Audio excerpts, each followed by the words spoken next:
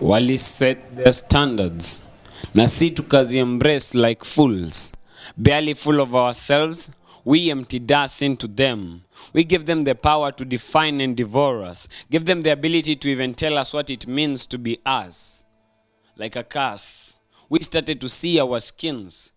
The color of our skin ceased to be a thing of praise and beauty, and instead, the color of our skins they convinced us is something to be ashamed of. Made us think they came in peace, yet they came to wage war. A war of the minds to pull us out of the riches of our lands. They landed on the deepest and the darkest parts of us. And like an enemy ready to strike, they waited, patiently, dividing and denying us the power of free will. You know, tell them it was their idea, just so they don't realize we are actually stealing from them.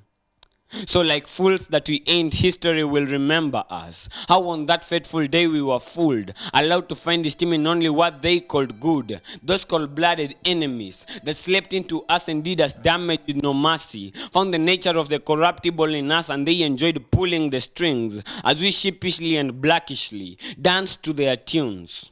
Fine tunes you call it, fine lady, fine job, and eaten successfully fit went white collar. But what about our black collars? Shall we combat God for lavishly blessing us with melanin? And then came the millennial mistake. How they knew they can't kill us, at least not directly. So they poisoned the younger us, the younger generation, so that our tomorrow is only great if it is great in their eyes. They didn't teach us to be like us. They taught us to be like them. So an African kid grows to be of age, ashamed of his origin. Until T'Challa, son of T'Chaka, a black superhero, raised like a white man, rose to tell us what a black can be, that a black can be a hero. But who would have known that they were still on to fooling us but foolish us? They taught us how to be black through the panther. They told us what and who we are, but they don't know us, and neither are they gods over us. Who we are is up to us to let God decide. So like a black man is a Christian, and the white demons devoured him, left him scarred and wounded in an attempt to kill the God-love effect on mankind. Just so none of us will be kind. Who would have known that every time we didn't pray to God through the Messiah, we lost it? That every time we didn't pray, the enemy preyed upon us? That every time we lasted after the ungodly, the aroma of the ungodly will taste so good on our tongues that we would forget what it meant to be God's own children. Who would have known that every time we prayed, who would have known that every time we left the prayer room dissatisfied, the enemy felt so satisfied that he had convinced us to follow our own will, which was just his will resounding in our minds.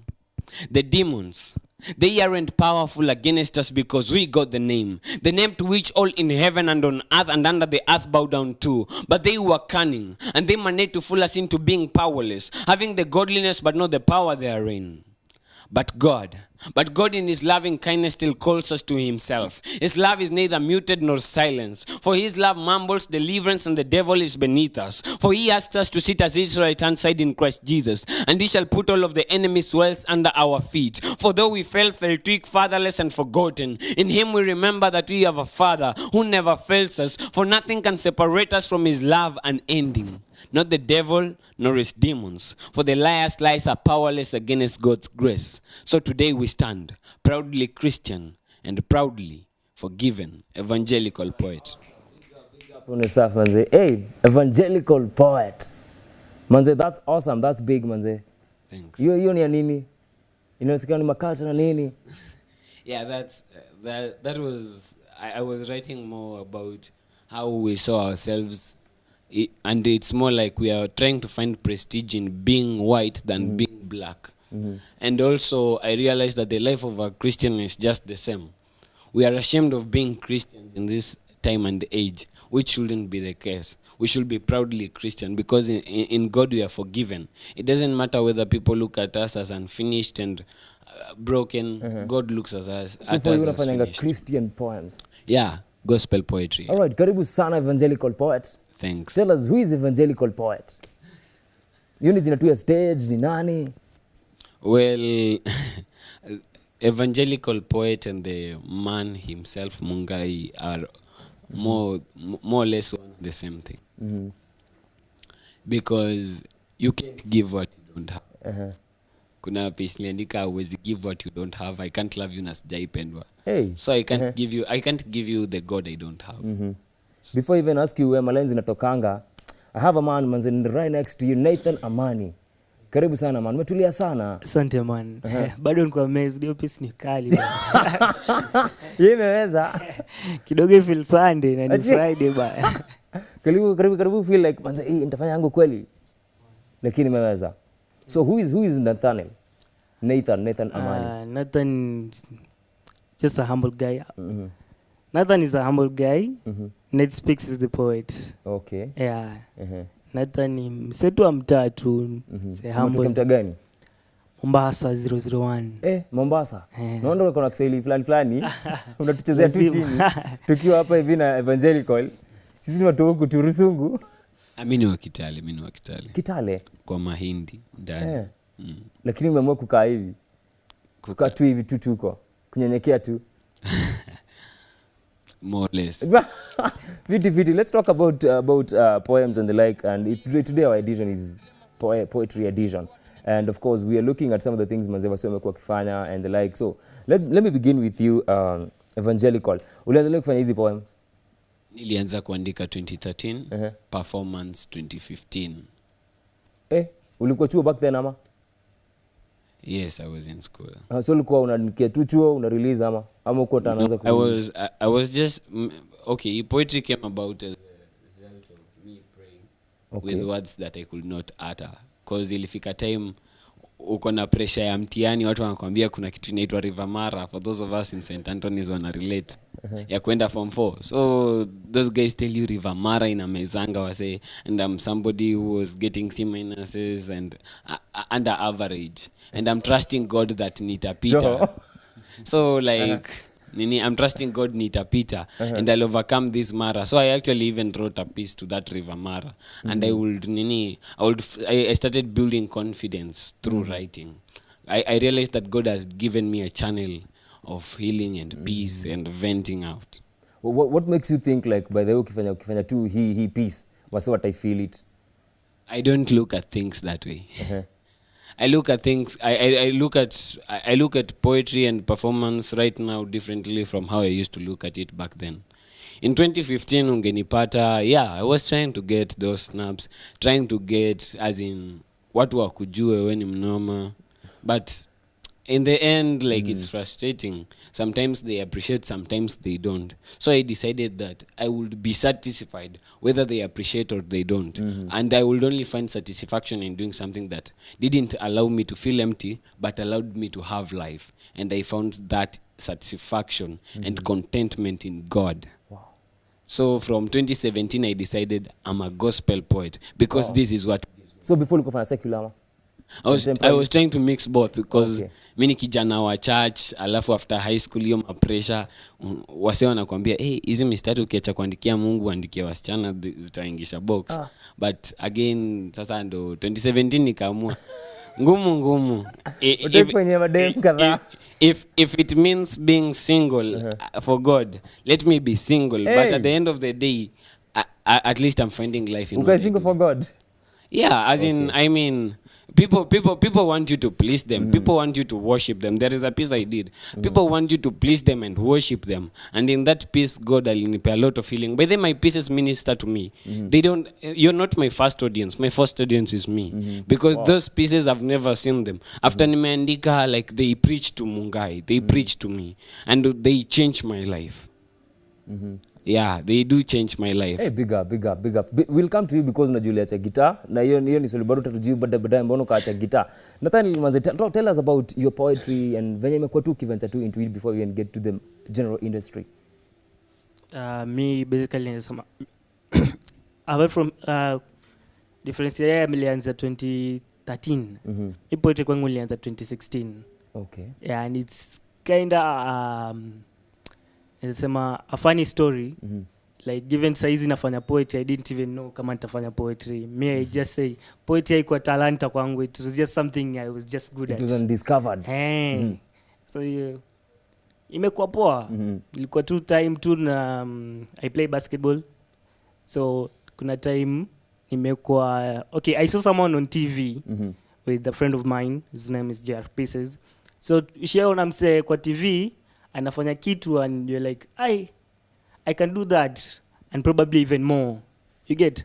So one day after tumetoka kucheza Bakei, that's why we wrote our first piece ever back in 2016. So mlikuwa wase kadhaa?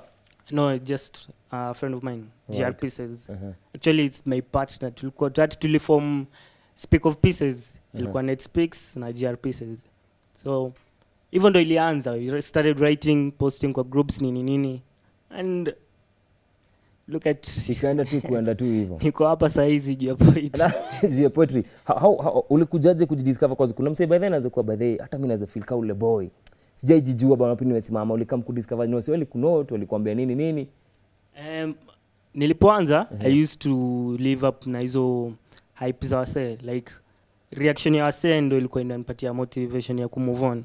Hizo I still have hizo screenshots hadi wa leo, zile za mtu atakwambia nice work, great talent nini. Hizo vitu boost mse, not in a good way. Kuna positive criticism. Tuseme tu ile kweli, hizo vitu boost wase. Mse akija kuambia good work, you'll have that urge ya kuendelea. You're like, sasa ilikuwa tu hivyo. Yeah. All right, let's talk about now poetry in general. Niliona Evangelical ulianza kitu Meru University. Yeah, I studied Sunset Poetry and it still runs up to this day. Wow. Ulianza when? This Friday itakuwa. Ulianza when? That was early last year. It was like it was a transformation. The first time I tried it failed terribly. I was the only poet attending my event. and then some other guys came later on, a year later. That was around 2016 there. And then when they came, they were like, man, you're a poet, we can work with you. And then like we tried something, then it failed again. But at least it was a half success because people that we didn't invite came. Wapita njia. And then ile design, hebu tusikia ase hatuna kazi ya kufanya. And then sasa later on we decided we will hold it monthly and we called it Poetry Under the Tree. It was there for some time, and then now 2018 it went full blown. And so now reception iko ya poetry in Kenya? It's not about Kenya, it's about the individuals who do poetry. Do you think people the audience like wase wakiwasikiza kuna ile reception like, by the way, we love poetry nini, because unapata like nowadays kuna hii controversies music na nini imefail, especially gospel music. Unapata kuna controversies mingi sana, mara huyu anaimba vitu zingine, huyu vitu zingine. Poetry iko aje? You've asked so many questions. Okay, I'll answer the first part. Tuende kwanza. Poetry in Kenya. Poetry in Kenya is about the poets themselves. Right. The poets can make people listen to them. I make people listen to me. They didn't love poetry. They hated poetry. But they started listening to it because of me. Content. Yeah, content. Right. Yeah, people were like, I used to hate poetry, but after listening to you, man, I think I love poetry. Hii issue question ya pili nilikuwa nauliza ni controversy ya kuna hii industry na ministry na nini, and nimesikia kitrend all over. Are you up for ministry ama industry? Unaonaje wewe kwenye range? Well, let me go plain on this. As far as right now my decisions are concerned, I'm doing both. I'm doing ministry and industry. Ministry in the sense that the word of God is always within every piece I share. Industry in the sense that if I host an event, I have, in quotes, I have bills to pay for. Right. So like, man, this is my hustle. Nikikuja kwa duka yako unipei saa ati juu ni ministry, unaniuzia. So the Bible says there is no toil without profit. So I'm also allowed to make profit. All right, Nathaniel, let me hear from you. Do you think wase wana accept poetry in Kenya? Watu wana accept poetry. Actually, poetry in Kenya is growing in a very rapid rate. Juzi tu sijui kama umeona Jicho Pevo ameshinda Oscar. Oscar award in Kenya. imagine. Amepambana. Bali tunaenda saisi mali ya sijui slam poetry ama mtu kucreate event zake. Poetry na grow and I love that about it. So we are going places. Okay, let's talk about msiako home, presumably anasema like how do I even venture into this industry? Like naweza ingiaje, like for you ilikuwaje kuventure kwa industry ya poetry na nini, kuanza kusema mazenzi ma lines kukua hapa kwa media nini? Venture, you're making it look like a big deal. Okay, poetry, first of all, it's not something that you wake up one day and you say leo naenda kulima shamba. It is something inside. Hadi niligundua hadi farming pia ni calling. Farming? Hey, when will I say? But wewe sema ni easy kupata mahindi, especially kwenye metoka tu, ni hivi tu. Kabisa. So nini, as in a way, in a big way it's calling, because you have to be devoted to what you do. If you're not willing to devote to what you do, you cannot do it well. So nini, anyone that has it in them to do it, yeah, you should come out and do it. But hey, I guess I look back and I hate the old me when I began. Kwa sababu, any beginner in poetry, these guys are so desperate. So desperate. We've allowed this industry to be this industry of art. We've allowed ourselves to be so much carried away by this quest for fame that we have lost the true meaning of art. Wow.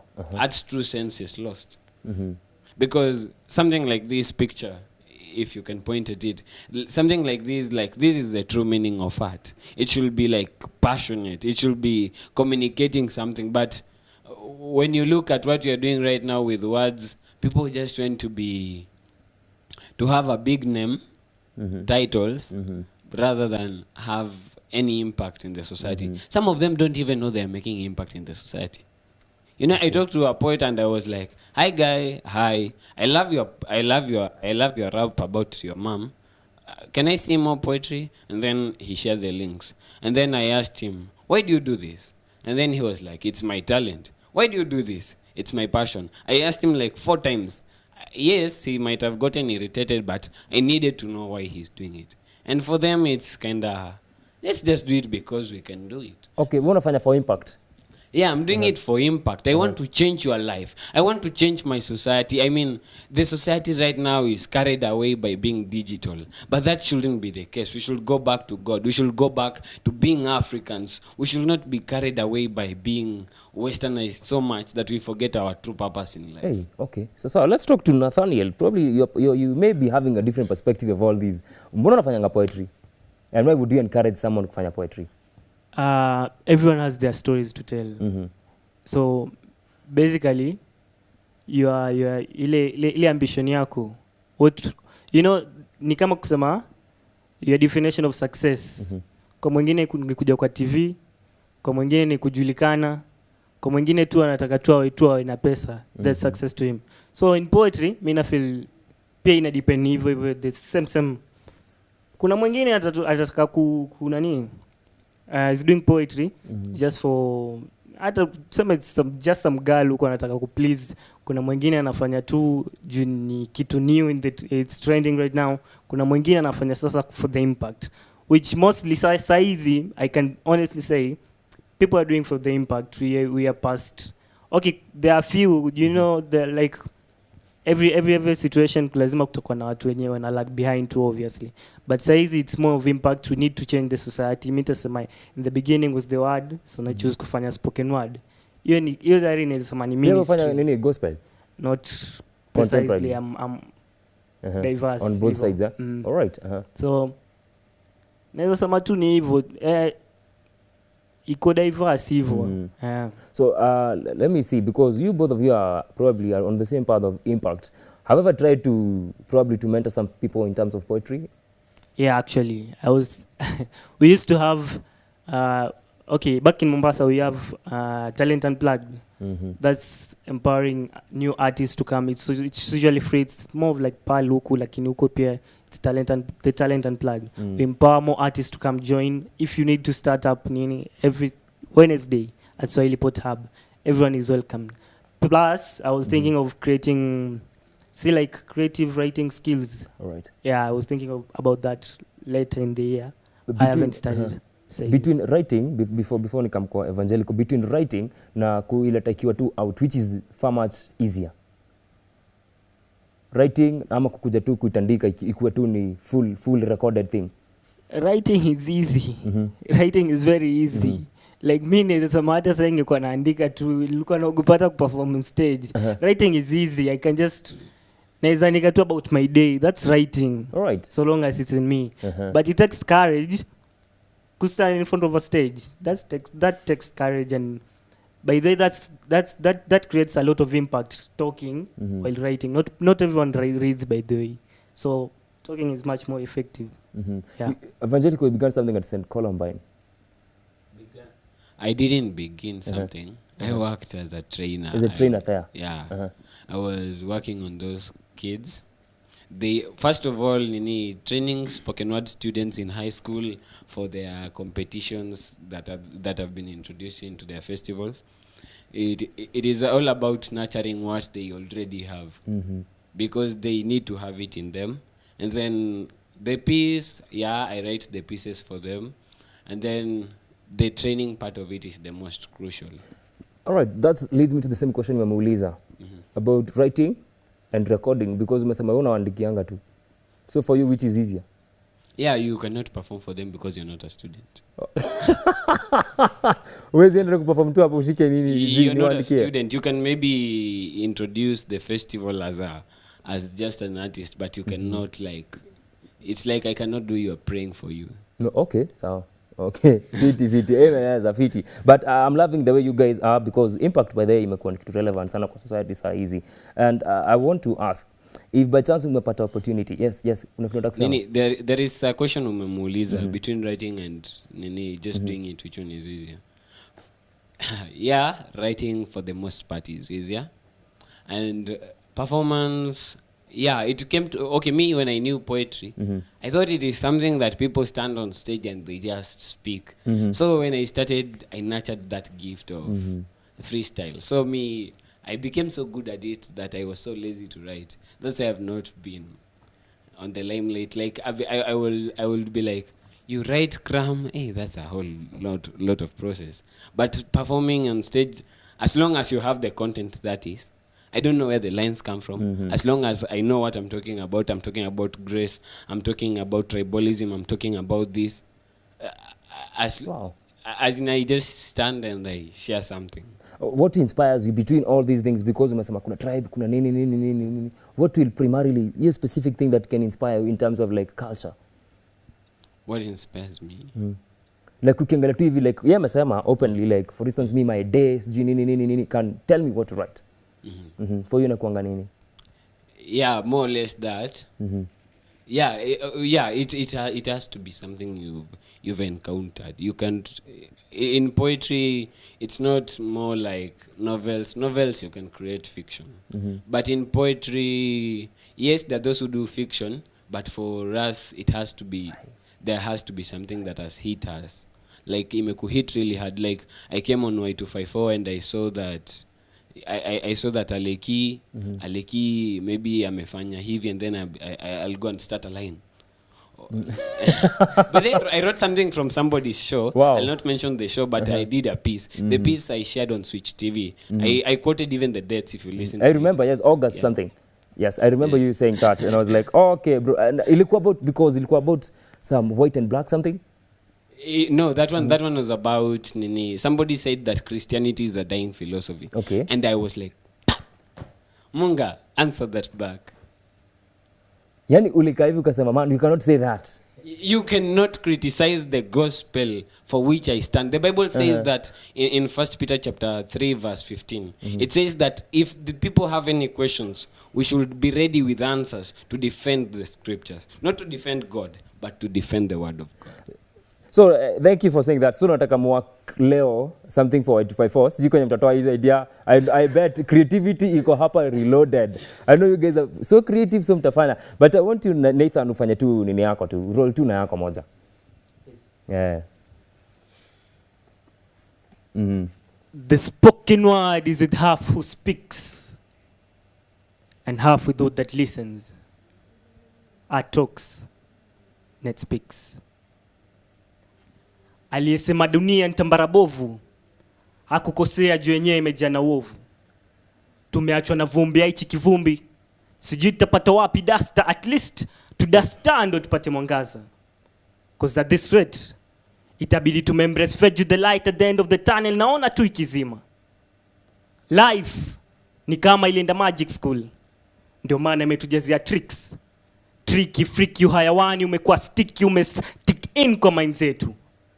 Funga macho, abracadabra, fumbua uone kama utaona kisa cha baba na babra. Mtoto wake uhusiano C9 ukizimekuwa kesi kwa magazeti, tunabaki kugeza 80 juu imekuwa situation familia. Misemo ya ndovu kumla mwanawe, so baba na choose kumesa yake familia. Tujiangalie, tuko pabaya leo kuliko jana. Our lives are a joke hata kama sio ni kitu fani. Laughter, haha, kwa best medicine imetufanya sote tukawa wagonjwa. And honestly I'm sick of it. Comedy imekuwa remedy, hiding behind memes even though our lives aren't smiling as it may seem. Pastor anashindwa kupasta, anaacha waumini wanaomwamini kwa giza eti ndio awe justified akipreach kuwa Jesus is the light. Labish, false prophets, biashara takatifu. Si bishop amegeuza church kuwa big shop, stories za kupanda mbegu kumbe tunauzwa baraka. Anakon doza kon ndo ambao pia wamevua zao ngozi za ofisi, juu amekosa kiongozi. Hypocrisy. So atakuwa amevalia Sunday best na kumbe kwa mdomo pia wao ni bread the best whiskey. Kwa umbali wako tipsy, tuna sink in kwa evil ni kama tuko dipsy. Tunahitaji floaters, Jesus come save us. Tuspose baufa, tutajenga ukuta. Sini sisi bado tuna complain juu ya politicians, ndo maana hata kesho bado tutalilea maende. Leo tuna voting leaders bila kuangalia aspects zao za kwa greedy. Tunachocho na promises na memos ziko misleading. Lema, we are mainly to blame. Jumoja limpigia kura eti because the share tribe name. Eti ukiexpandio jina kwa uko, anaweza kwa kitukuu wa babu wa mjomba kazini yake wa kambo. Mwingine si alijengwa free transport na lunch tu akajeza stadium na hivyo ndo aliuza kura.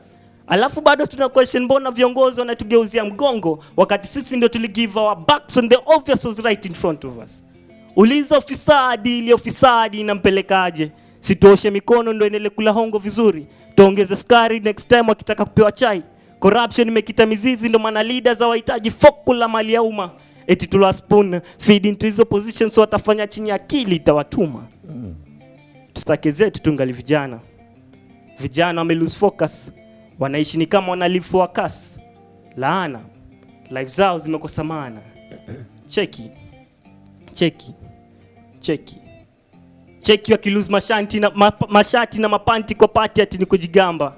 Ati ni trend siku hizi so kwa social media wanajigamba. Wasichana wadogo wanashindwa kiinama utadhani wanataka cha mvunguni. Wavulana nao tutakwambia wamechoka ndo maana wamemresuhuni. Mirror on the wall reflection in a deserve attention. Seriously. Hey. Tujiangalie. Atox na speaks. Hey. Words unleashed. Hey, big up. Manze tu appreciate you boy child. Hey, ameweza. Nilisikia poetry clapping ni hizi, si ndio? Uko huku tu, si ndio? Hey, manze big up. Hey, your line ya sijui na ina maana nini. Hey, man. Ulitoa wapi hiyo? Ni basically hizi mtaka cha Mungu ni sharti ya iname. So today's trend actually. Msichana kwa video lazima tu ameinama. Kama yataka cha Mungu. So okay, sawa. I want you to nataka upe Alifa hiyo mic. Najua kuna swali ameshinda hapa akicheka. Tu mpe tu hiyo mic as you guys mwanze kujua mnatufanya nini saa hizi. The two of you want to work on something. Si sawa?